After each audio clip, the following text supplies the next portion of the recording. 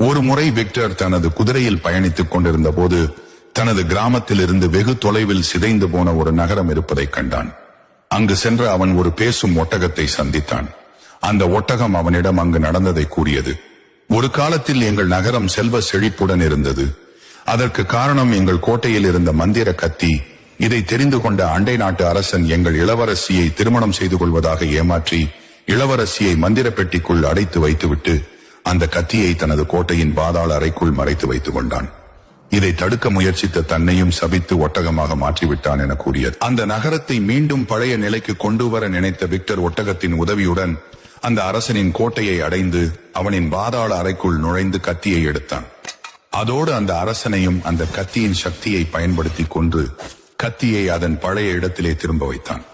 உடனே சாபம் உடைந்து நகரம் மீண்டும் உயிர் பெற்ற. சாபத்தில் இருந்து விடுபெற்ற இளவரசி விக்டரையே திருமணம் செய்து கொண்டு இருவரும் அந்த நாட்டை வெகுகாலம் மகிழ்ச்சியோடு ஆட்சி செய்தனர்.